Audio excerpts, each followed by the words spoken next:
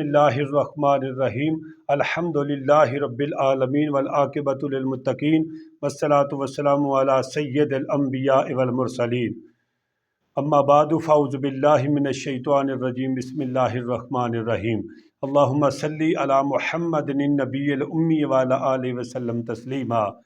मेरे प्यारे भाईओ, मेरी इस वीडियो ਨੂੰ ਤੁਸੀਂ आखिर तक देखना है, मुकम्मल देखना है। चैनल ਨੂੰ सबसक्राइब भी करना है, लाइक भी करना है, सदके जारिया समझ के इसनों शेयर भी करना है। मेरे प्यारे भाईओ, मैं इंशाअल्लाह अज़ीज़ नई वीडियो के नाल तुहाडी बारगाह च हाज़र होया वां।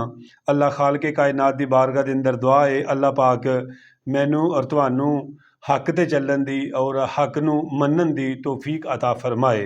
मेरे प्यारे भाईओ, मैं अज तुहाडे सामने शुकराने दे नफल अदा करने का तरीका तुहाडी बारगाह च रखना चाहना। गौर के नाल मेरी बात नू समात फरमाना। इंशाअल्लाह वीडियो देखोगे बहुत ज़्यादा नफ़ा होगा। मेरे प्यारे भाईओ, शुकराने दे नफल किन्ने पढ़ने ने, इहदी नीयत किन्नी करनी है और किन्नियां रकतां पढ़नियां ने और ये कदों पढ़नियां ने, जरा तवज्जो दे नाल मेरी बात नू समात फरमाइएगा। सब तो पहली गल, इहदी नीयत किवें करांगे। नीयत है दिल दे पुख्ते इरादे का नाम। अगर तुसी दिल के पुख्ते इरादे दे नाल मतलब है कि नफल शुरू करते हो कि मेरी नीयत ये वे कि अल्लाह पाक दी ज़ात ने मैनू यानी कि नेमत अता की है या अल्लाह तला दी ज़ात ने मैनू कोई खुशी अता की है, उस खुशी के अंदर मैं अल्लाह दी ज़ात नू यानी कि सजदा करना चाहना, नफल अदा करना चाहना वा। मेरे प्यारे भाईओ, 2 रकत नमाज नफल नमाज शुक्र या नफल नमाज शुकराना पढ़नी अल्लाह के वास्ते मुँह तरफ खाना काबा शरीफ दे अल्लाहु अकबर। ठीक है जी। इस तो पहले असी फिर यानी कि अल्लाहु अकबर कह के असी सुबहानक अल्लाह पढ़ांगे, बिस्मिल्लाह पढ़ांगे, सूरत फातिहा शरीफ पढ़ांगे, अगे बिस्मिल्लाह पढ़ के नाल सूरत मिलावांगे। ठीक है जी। और उस तो बाद असी रकू करांगे। ठीक है जी। रकू करन तो बाद फिर क़याम ते फिर 2 सजदे करांगे। दूसरी रकत शुरू हो जाएगी। दूसरी रकत के अंदर असी बिस्मिल्लाह शरीफ पढ़ांगे, उस तो बाद सूरत फातिहा पढ़ांगे। सूरत फातिहा पढ़न तो बाद कोई बिस्मिल्लाह पढ़ के नाल सूरत मिलावांगे।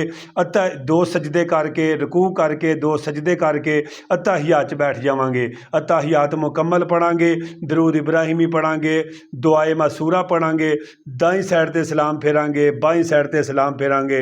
नमाज नफल शुक्र दे साडे ख़त्म हो जाएंगे, मुकम्मल हो जाएंगे। मेरे प्यारे भाईओ, मेरे आका करीम सल्लल्लाहु ताला अलैहि वसल्लम दी बहुत प्यारी सुन्नत है। मेरे आका नू जदों कोई नेमत मिलती सी या मेरे आका नू जदों कोई खुशी की खबर मिलती सी, मेरे आका करीम सल्लल्लाहु ताला अलैहि वसल्लम की करते सन, नमाज शुक्र अदा फरमाते सन। अगर नमाज शुक्र अदा नहीं सन करते लेकिन सजदा शुक्र ज़रूर करते सन। ठीक है जी।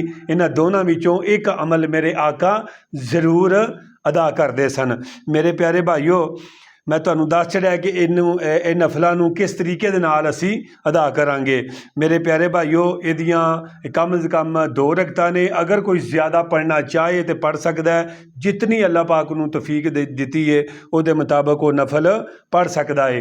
ये नफल मेरे दोस्तों कदों बंदा पढ़ सकता है? 5 टाइम ने। 5 टाइम तो अलावा जदों मर्जी सजदा शुक्र भी कर सकता है और शुकराने दे नफल भी अदा कर सकता है। एक तो पहले यानी कि फजर की नमाज तो बाद, ठीक है जी, और उस तो बाद यानी कि दरमियान वाला वक़्त यानी कि जवाल का टाइम।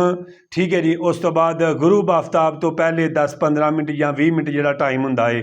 ठीक है जी। देखो मेरे दोस्तों, ये नफल जड़े ने उधरों फजर की नमाज तो बाद नहीं बंदा पढ़ सकता। ठीक है। इधरों असर की नमाज तो बाद बंदा नहीं पढ़ सकता। ठीक है जी। ये 5 टाइम मैं तुहाडी बारगाह के अंदर रखे ने, तुहानू दसे ने कि इन्हां 5 टाइम तो अलावा जदों मर्जी सजदा शुक्र भी कर सकते हो और नफल नमाज भी अदा शुकराने दे कर सकते हो।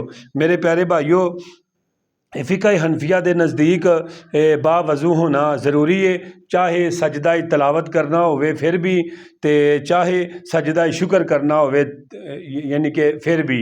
मेरे दोस्तों, इहदा तरीकाकार की है सुन लवो। इहदा तरीकाकार ये वे कि इंसान उठ के खड़ा होवेगा, बंदा खड़ा हो के यानी कि उहदी नीयत सजदा शुक्र दी। ठीक है जी। ਸਜ ਖੜਾ ਹੋ ਕੇ ਕਿਬਲਾ ਦੀ ਤਰਫ ਮੂੰਹ ਕਰਕੇ ਅੱਲਾਹੁ ਅਕਬਰ ਕਹਿ ਕੇ ਸਜਦੇ ਵਿੱਚ ਚਲਾ ਜਾਏਗਾ।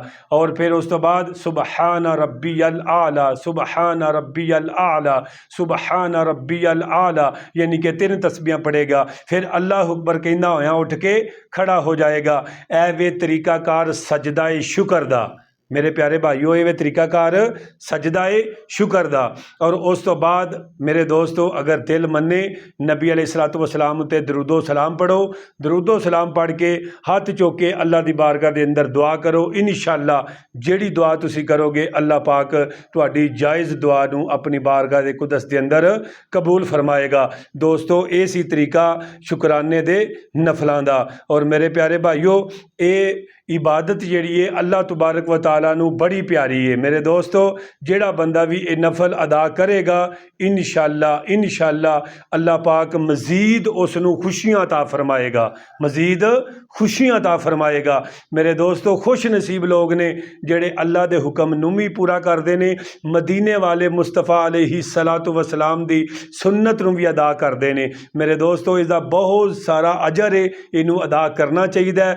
ਵੈਸੇ ਵੀ ਅੱਲਾਹ ਪਾਕ ਨੇ ਕੁਰਾਨ ਪਾਕ 'ਚ ਇਰਸ਼ਾਦ ਫਰਮਾਇਆ ਹੈ, ਲਾ ਇਨ ਸ਼ਕਰਤੁਮ ਲਾ ਅਜ਼ੀਦन्नकुम, ਬੇਸ਼ੱਕ ਤੁਸੀਂ ਮੇਰੀਆਂ ਨੇਮਤਾਂ ਦਾ ਸ਼ੁਕਰ ਅਦਾ ਕਰੋਗੇ ਮੈਂ ਹੋਰ ਜ਼ਿਆਦਾ ਨੇਮਤਾਂ ਅਦਾ ਕਰਾਂਗਾ। ਅਗਰ ਤੁਸੀਂ ਨਾਸ਼ੁਕਰੀ ਕਰੋਗੇ ਤੇ ਮੇਰਾ ਦਰਦਨਾਕ ਅਜ਼ਾਬ ਹੈ ਤੁਹਾਡੇ ਵਾਸਤੇ। ਦੋਸਤੋ, ਜਿਹੜੀ ਨੇਮਤ ਵੀ ਰੱਬ ਅੱਲਾਹ ਤਾਲਾ ਅਤਾ ਕਰਦਾ ਹੈ ਉਹਦੀ ਨੇਮਤ ਦਾ ਸ਼ੁਕਰ ਅਦਾ ਕਰਨਾ ਚਾਹੀਦਾ ਹੈ। ਅਗਰ ਗਮੀ ਆਵੇ ਫਿਰ ਵੀ ਅੱਲਾਹ ਦੀ ਬਾਰਗਾਹ ਦੇ ਅੰਦਰ ਨਫਲ ਪੜ੍ਹ ਕੇ ਰੋ ਕੇ ਦੁਆ ਕਰਨੀ ਚਾਹੀਦੀ ਹੈ। ਅਗਰ ਖੁਸ਼ੀ ਆਵੇ ਫਿਰ ਵੀ ਅੱਲਾਹ ਦੀ ਬਾਰਗਾਹ ਦੇ ਅੰਦਰ ਸ਼ੁਕਰਾਨੇ ਦੇ ਨਫਲ ਅਦਾ ਕਰਨੇ ਚਾਹੀਦੇ ਨੇ। ਇਨਸ਼ਾਅੱਲਾ ਤੁਹਾਡੇ ਨਾਲ ਮਿਲਦੇ ਹਾਂ ਫਿਰ ਨਈ ਵੀਡੀਓ ਦੇ ਨਾਲ। ਇਨਸ਼ਾਅੱਲਾ ਤੁਸੀਂ ਮੇਰੇ ਵਾਸਤੇ ਦੁਆ ਫਰਮਾਣੀ ਹੈ, ਮੈਂ ਇਨਸ਼ਾਅੱਲਾ ਤੁਹਾਡੇ ਵਾਸਤੇ ਜ਼ਰੂਰ ਦੁਆ ਫਰਮਾਵਾਂਗਾ।